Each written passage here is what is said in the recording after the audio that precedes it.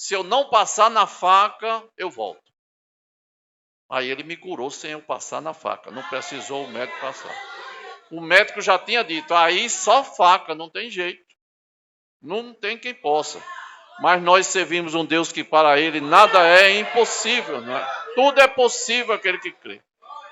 Né? Aí eu voltei. Mas quando eu voltei, aí eu voltei abusado. Eu disse, Deus, é o seguinte.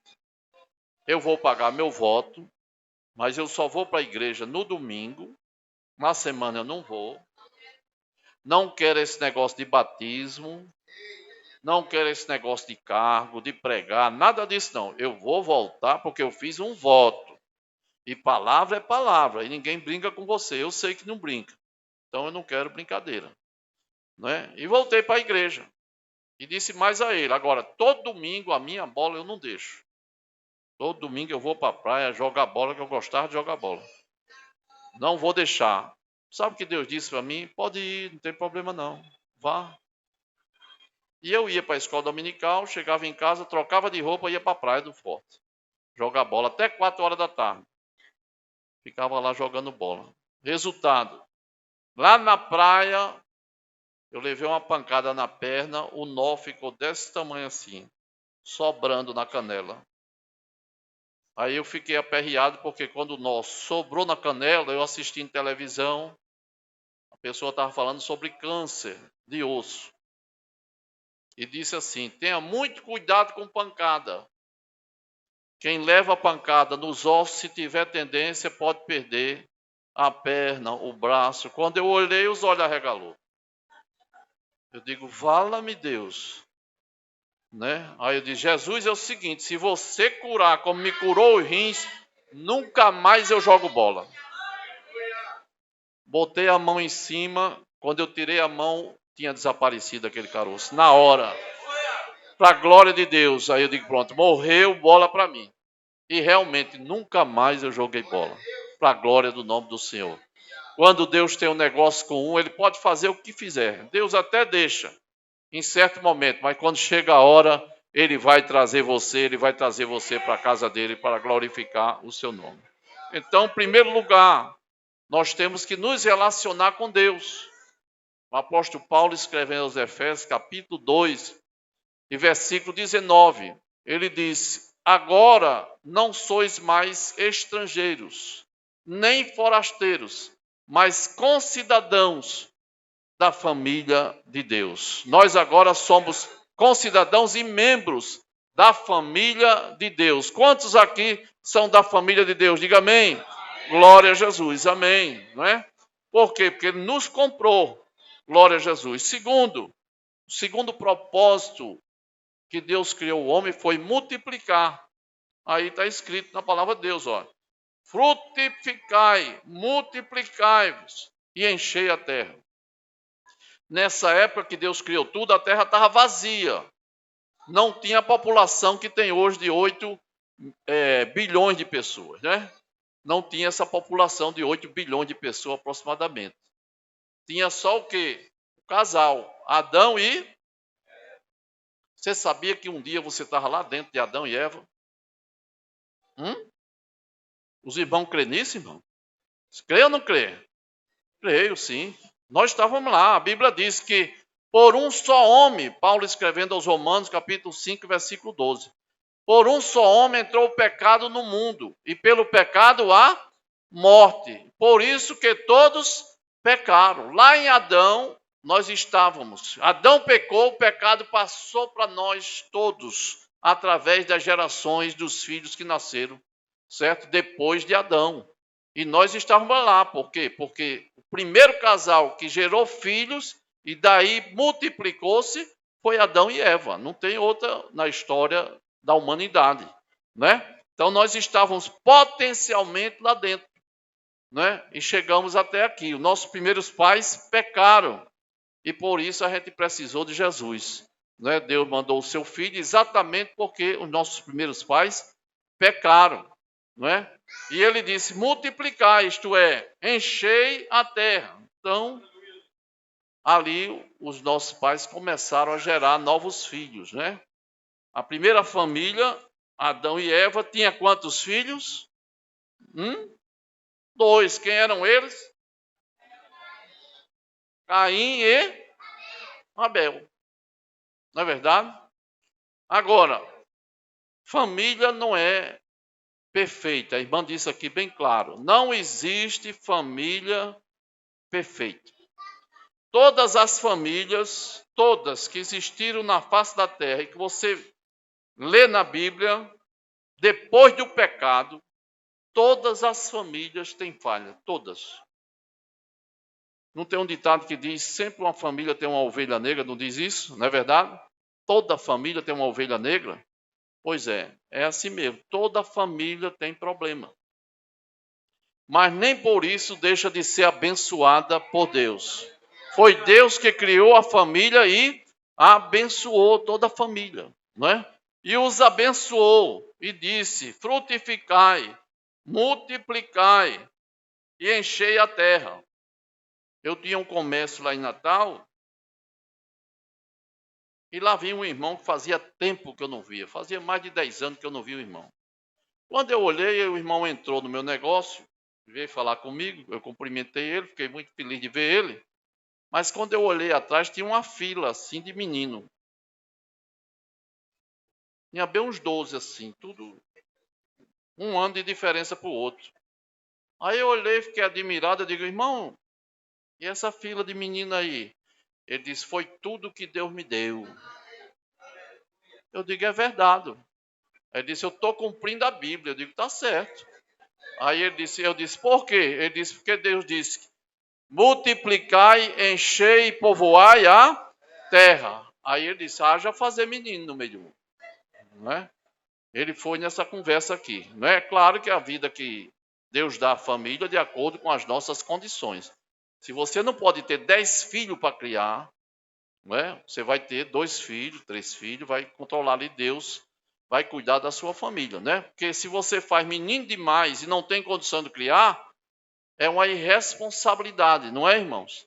Os bichinhos tudo com piolho na cabeça, com bicho de pé. Não dá certo isso, não é verdade? A gente tem que cuidar dos nossos filhos. Por quê? Porque aquele que não cuida dos seus é pior do que o infiel e tem negado a fé, não é? Então, a primeira família já teve problema. A família de Adão e Eva, o que é que aconteceu com aquela família, irmãos? Quem é que pode dizer? Hein? Caim matou Abel. Houve um assassinato na família. O primeiro assassinato da história humana foi na primeira família.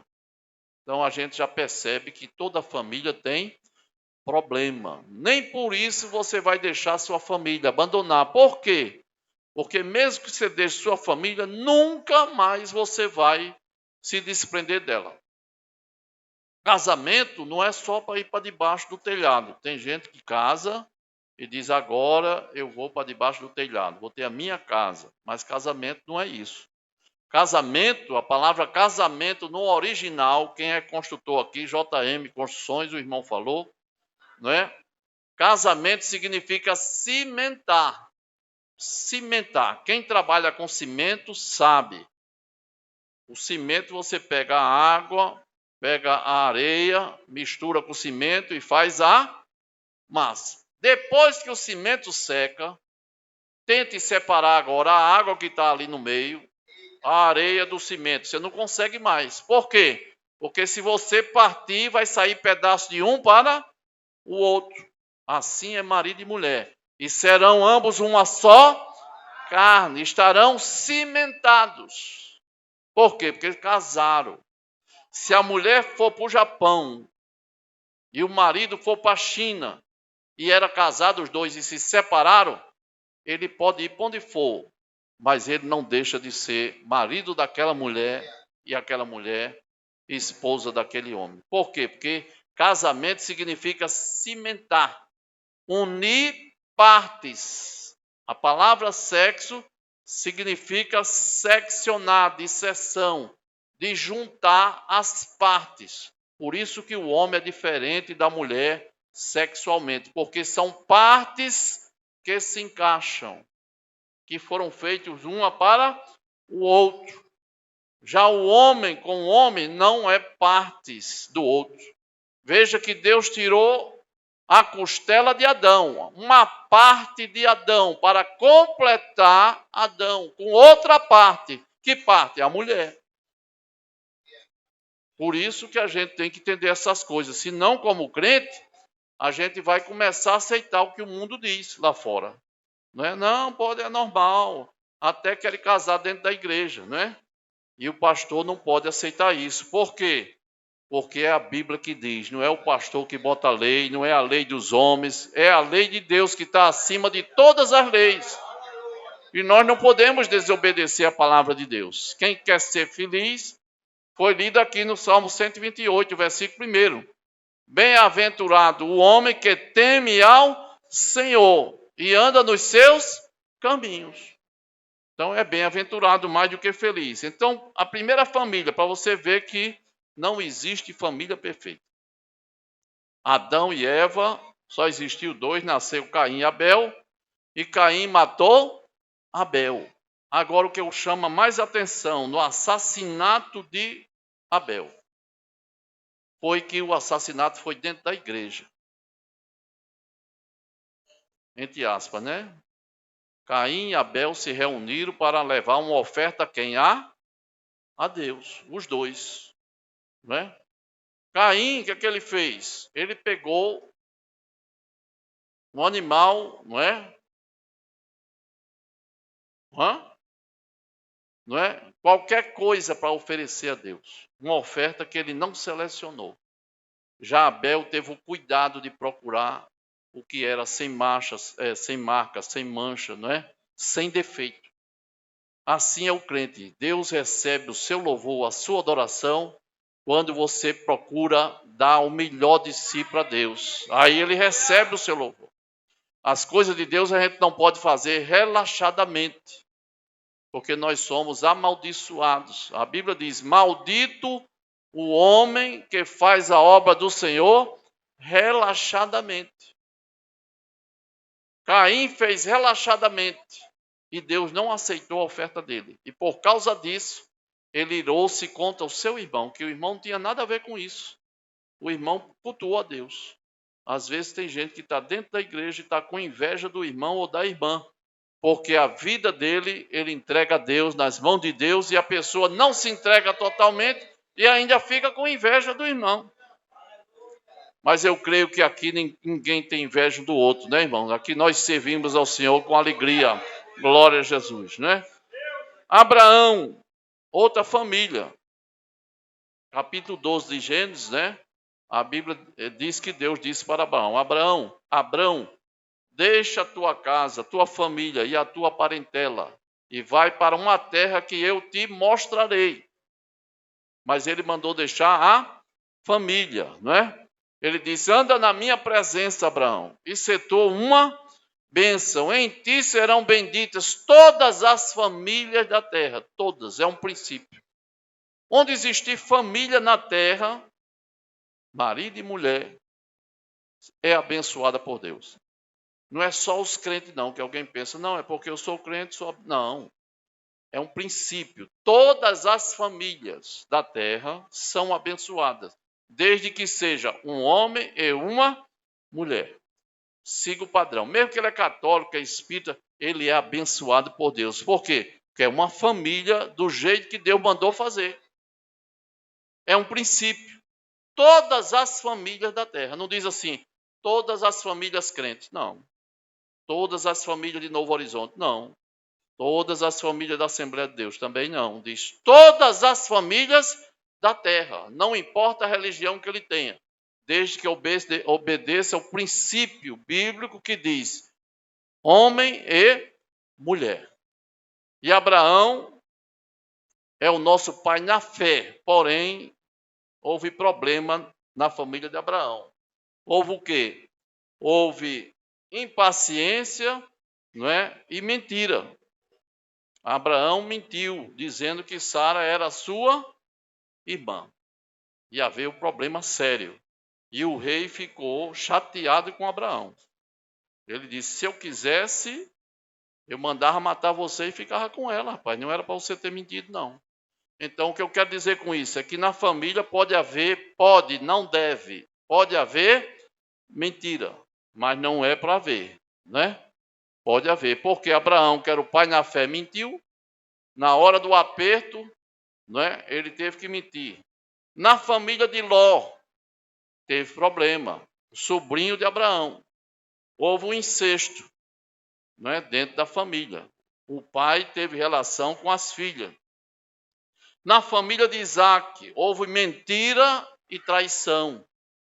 Isaac mentiu e traiu. Na família de Jacó, houve ódio e inveja.